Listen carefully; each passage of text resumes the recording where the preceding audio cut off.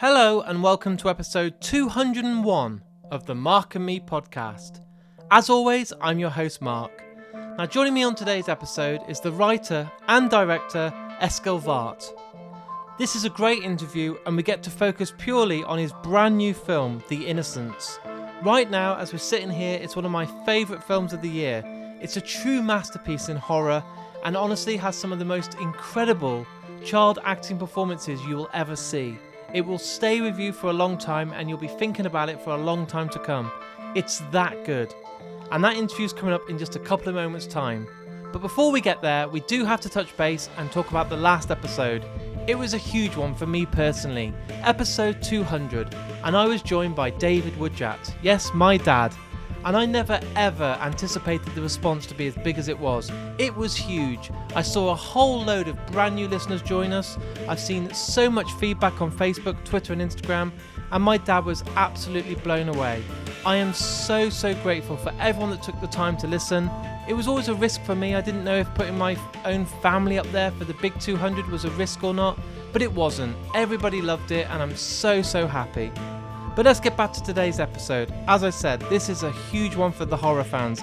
Eskil Vogt talking all things The Innocents. So Eskil, thank you for joining me today on the Mark and Me podcast. Well, thanks for having me. What I'd like to do today for anyone that's tuning in for the first time to discover your work is take it right back to the very start. So can you tell me, maybe you were a child or in your teenage years, those first films that you watched that you fell in love with instantly, that made you fall in love with film?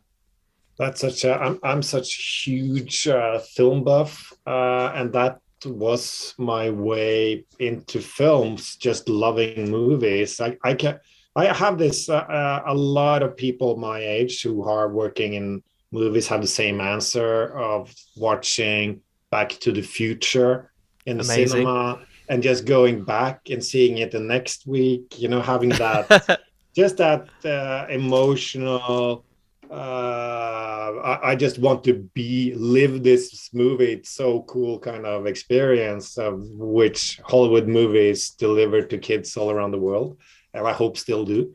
But and I just kept watching, and I became one of these VHS kids. When my mother finally caved in and bought a VHS player, I just taped everything from television. I rented stuff and rented this movie box thing with a rented VHS player, so I could tape the films and record them and have them in my library, and then suddenly when I was like 14, I remember saying to myself, well, people make these things. Can you do that? Is that possible? Can you be a filmmaker? And I just started to have this dream about making stuff, and that I just watched everything. And it started with Back to the Future, and it was like these John Hughes movies. I loved Ferris Bueller's Day Off and The Breakfast Club, and I was watching The Breakfast Club when I was probably like 11, and looking at it saying, oh, I want these problems. These people have so interesting problems, and my problems are so boring. And so a film for me was kind of that, as it is for everyone, kind of an escape.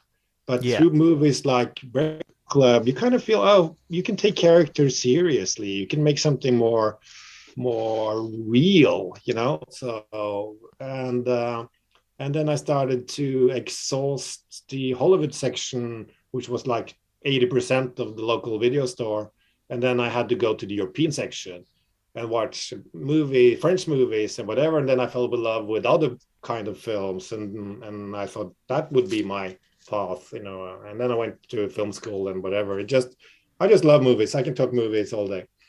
And at what point did it become a reality? Was it at film school, knowing that then you could make that to be a profession? Did you think, really, I can do this? Or were you still kind of thinking it's a dream, but I really hope it could become a reality?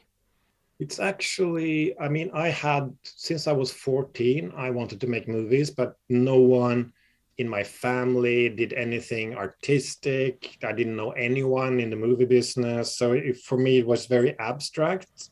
And that's when I thought, well, I can start writing stuff. no one can stop you from writing a screenplay. But at the time, if you want to make a short film and have it considered for film school or for festivals, you had to shoot on film, which was very exclusive, Yeah. very expensive.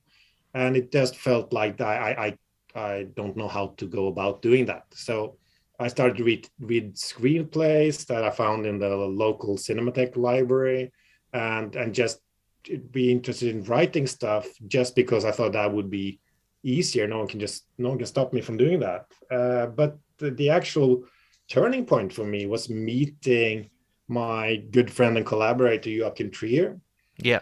When we were both, I can't remember if we were 18 or 19 or whatever, we met and we both wanted to make movies, and we both loved movies, and we became like instant best friends because we didn't have anyone else around us that shared that ambition. And the fact just sharing the ambition made it more real. Yeah. You know? Yeah. And also, as a bonus, Joachim was from a filmmaker family. His father was a sound engineer. Yeah. His mother had made documentaries and worked in television. His grandfather was a director, and just like that, you know, his father was so good at networking and had given the right person at the right time at the camera rental house a whiskey bottle, and suddenly we could loan a camera out and shoot something. I love it. And then we got going. You know, we helped each other making short films and started working together, and then it felt real. And then I just felt like at one moment I will just witness someone with real talent, and I will just feel ashamed and just stop doing this. But I'll keep going until then, and it still hasn't happened. It's amazing. I'm still going. Yeah. And at the moment, we're promoting The Innocents, and I was lucky enough to see this film this week, and I remember some horrors that stuck with me from the very moment I saw them. So Funny Games was one that I remember watching and it blew my mind. Let the Right One In is probably one of my favourite horrors of all time. And truly, The Innocents has left me thinking about this film for the last couple of days solidly. It is genuinely a masterpiece. I was blown away. And what I want to know is, where did the initial idea come from? Was it the fact that you have yourself obviously become a father? Is that correct? Yeah, I took kids. So is that experience from being around your children initializing an idea there? Definitely. And I'll get, when they're old enough to listen to these kind of things, they'll blame me for saying that the movie was inspired by having kids, and because it might give people the wrong idea of my kids. But yes, definitely. I was never that interested in childhood. I was very happy, like watching Breakfast Club and wanting to be that John age. Hughes kid, I always looked forward to growing up, and when I did, I didn't look back. And I had a lot of friends and still have that constantly reference their childhood, like it happened yesterday. You know, like of course, it's a very important part of their life, obviously, as it is for everyone, but also something they have very present. And for me, it wasn't like that. So it was when I had kids, I kind of rediscovered childhood by watching my kids and seeing how they moved about and evolved, but also by watching them that triggered childhood memories in me. I suddenly I would remember doing something like I saw my son doing, and I would get this feeling of being a child, and it would just wash over me for like a second, because I was reminded how radically different it is to be a child than to be an adult. You feel stuff in a completely different way. You have no concept of time like adults do. You don't have the same rationality. You mix fantasy and reality. Your worldview is very elastic because you learn new stuff every day. So it's so open. Yeah. And we're not like that as adults. And I just felt with my kids also that they were kind of living in a parallel universe.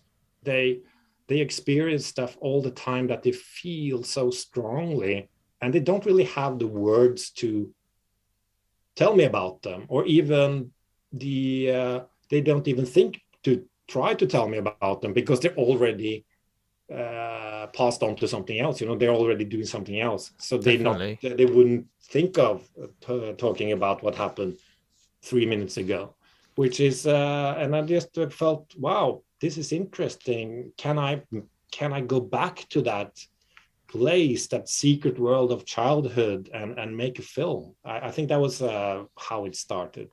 And when you're doing the casting for this film, something that I miss as an adult, which I think definitely talking to you now makes me realise, is the lack of an active imagination that I would have as a child. I remember going out and playing, and I could be in any world. I could be going in a field, but it could be like the set of the Goonies, or I could be going on a ship and all this. And you lose that as an adult, because everything's a lot more real and serious. So when you were casting, were you looking specifically for children with these active imaginations that were just free to do whatever you told them and would be open to all this adventure? Very good question. We had like several stuff we were looking for in our casting, and we did a very soft casting where we didn't like give them text and test them. The first few times when I met them, we did other stuff. But one of the things we did that was very interesting was that we gave them all a photo. Okay. And it was the same photo for everyone. And we said, what's happening in this photo? Tell us what do you think is the story here? And it was very obvious to see who had that capacity of imagination. At the same time, what they told us, because it was a very neutral image. It was like two children with their back to the camera walking inside a forest. And it could be two brothers, it could be two friends. You didn't know anything, but then they would tell some stories, and some would tell really dark stories, some very imaginative, crazy stories, and you also see these people, these young kids who tell these very dark stories, they must have lived through some shit. I mean, it doesn't mean they were abused or whatever, but they have some experience, and that was interesting, that they had been through something, because you can draw on that as an actor, even though you're a child. You need to have lived through something, and also just to be reminded of that capacity of imagination that kids have was just fascinating to watch. And one of my favourite films over the last sort of 10 years, 15 years was Super 8 by J.J. Abrams, because the kid actors were leading the film. And I think if you get bought into a really good story, but the performances from a child is so strong, you don't need the adults. You don't need to worry. That's why I miss films like Lost Boys and Goonies and Gremlins, when it's all about the children. In this film, casting these children as leading actors, were you ever nervous or worried about the fact that if they didn't perform well, the film would fail? You have so much pressure on these children at such a young age to deliver for you. Well, definitely, and I felt the pressure all the time, and well, not all the time actually, but I have this rule when I write, that I try to like leave practical problems of how to do it outside of the writing room, because it's so easy to get blocked creatively. Already as an adult, it's hard to keep your imagination alive, and you learn so much as an adult filmmaker that you like, okay, oh no, I don't want to shoot in a car, it's so cramped, it's so hard to get interesting shots. Or no, I don't want to do night shoots again, the crew gets so tired, we don't get anything done. There's like a million things you learn that you just have to forget. So I knew in the back of my mind that it would be difficult to work with kids, but I just kept it away, and until I had written myself into a corner, because I wanted to do this movie. I just had to do this film, even though I've written it for 4 kids between 7 and 11, and they were in every scene. And there was also a cat, so I had kids and children and animals, the things you shouldn't do. Never mix. And exactly what you said is that I knew that if just one of these 4 kids didn't deliver, or like great acting, for an adult audience, Yeah. the movie would just fail. It wouldn't even have a chance to be decent. It would just go from a possible great movie to something like really bad. But luckily, my producer Maria, she saw the same challenge, but also the same like upside to it if we found them that I did. So we used a lot of the budget and time finding them, working with them, getting them to trust us, and learning and teaching them the art of acting, having workshops, working different emotions that they would need during the shoot, and like help them. And I was so nervous about this all the way through pre-production and everything. And then when we started to shoot, that anxiety just left me because they were so good. From the first day, all four of them just delivered and consistently. It wasn't like we had to cut around stuff or whatever. They were just good, and you could really work with them and have different kind of takes with different intentions and just have fun with it. It was so it's not true that you shouldn't work with children. You should just take your time to find the right ones. Yeah. But avoid working with cats. That's my one advice to young filmmakers out there. If you can write in a dog instead, do that. Yeah. Because even the best animal trainers in Europe will say they have trained a cat, and they haven't. No. The cat will just sit there and lick its paws, and you never feel time passing as when a whole film crew is sitting there, the camera's rolling, and the cat just doesn't comply. It just sits there. And with the feedback for The Innocents, all the reviews are absolutely glorious. Everyone is saying it's film of the year, one of the best horrors, an absolute breathtaking ride from start to finish.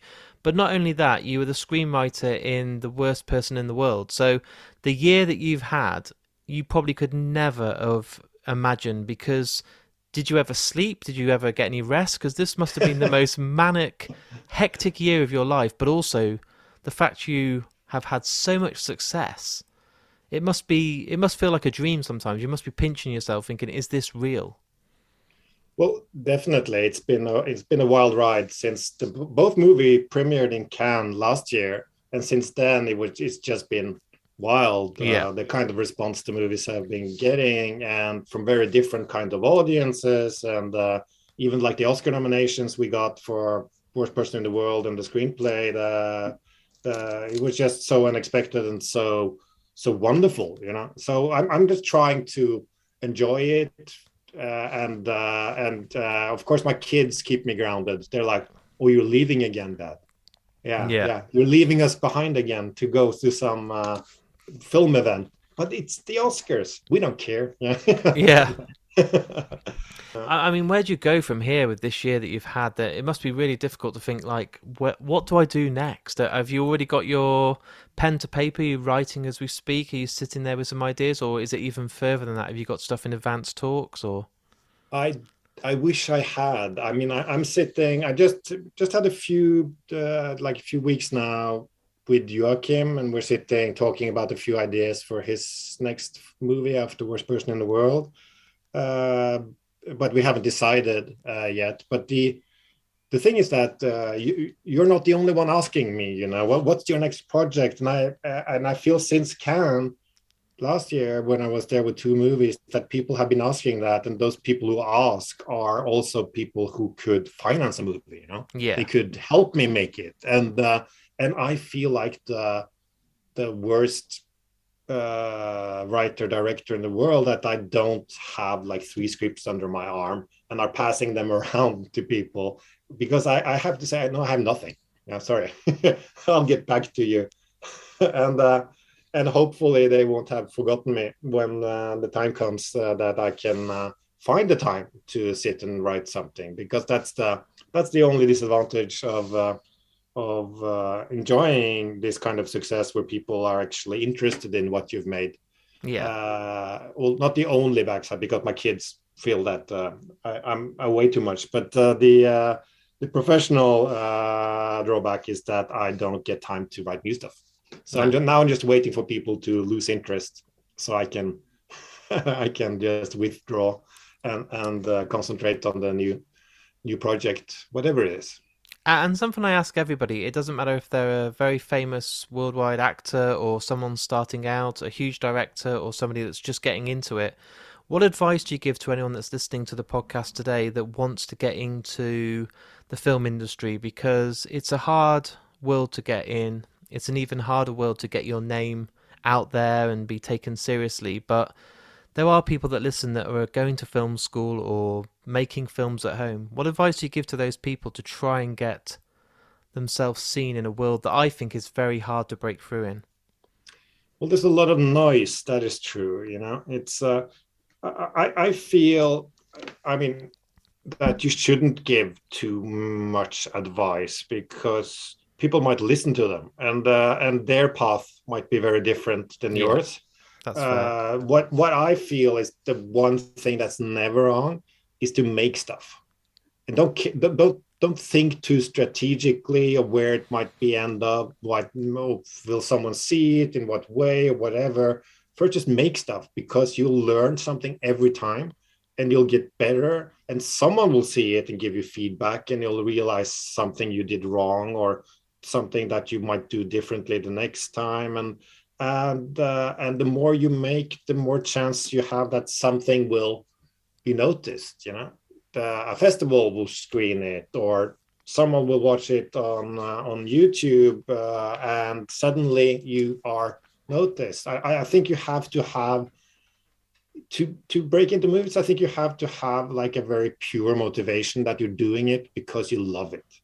You want to do it, and not just sit there and think, oh, how do I get an agent?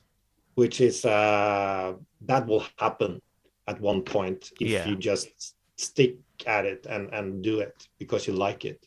And then you'll find your voice, because I think that's the most important thing. By doing it, you'll find out what you enjoy, and you should do what you think is interesting. Because the worst thing you can do is to make something you think other people would find interesting, and it's not true to you. And then you're failing on someone else's premises, and you're not failing on your own. And that's the only way to learn. I love it. And my final question for you today is, I try and make the Mark and Me podcast as original as I can. And the way that I do this is I ask everyone that comes on the podcast to choose the outro piece of music that is featured on the podcast. So you get to choose any song by any band in the entire world or any piece of music, and you get to choose the song that is played at the very end of today's interview. I like to go out with like something very unlike my movie and a very happy way. So I'll Casino Royale by the Burt Bacharach, the soundtrack from the original one. Wow, that's very different. I was not expecting that. Yeah. You'll be uplifted. It's hard to feel sad if you hear that. I love it. Thank you so much for your time today. It's been an absolute pleasure to speak to you. I can't wait for people to see The Innocents. Like I said, I truly think it's one of the best horrors I've seen in the decade, so I can't wait to see where you go next. Well, thank you. That's so nice of you, Mark. So there it is. There's my interview with me and the amazing director, Eskil Vogt. And as you heard on today's interview, we focused a lot on his brand new film, The Innocents. It stayed with me for a long time after seeing it. Right now, if you're listening to this, go and check it out. It's showing in the cinemas in the UK right away, and honestly, you will not regret it. I meant it when I put it up there with the likes of stuff like Let the Right One In. It really did have those child performances that really freak you out. Unbelievable, an absolute masterpiece, and I can't wait to see it again. If you've enjoyed today's episode, as always, please share it on your social media networks, maybe Facebook, Twitter or Instagram. It costs you guys at home absolutely nothing and means a world to me. It gets the name of Mark and Me spread to a whole new audience and really does go a long, long way. So if you're on Twitter, retweet, and all the links are on markandme.com. If you've really enjoyed today's episode, I also have a Patreon page set up. Each and every month, you'll have exclusive episodes that are just for Patreon people. And And thanks to the amazing guys at Richer Sounds, each month we have amazing prizes to give away. And honestly, each and every month they get bigger and better. But not only that, every penny that you invest into the podcast via Patreon goes right back into the podcast. That allows me to go out there and record more interviews, which means more podcasts for you guys at home. It really is needed and really does go a long way. So please, the link is on markandme.com. Anything that you sign up really does help. I'll be back in only a few days' time with a brand new episode. Thanks again for supporting Mark and Me. I really do feel right now that it's just starting to really ramp up and I can't wait to see where it goes. So until my next episode, look after yourself, take care, and I'll speak to you all soon.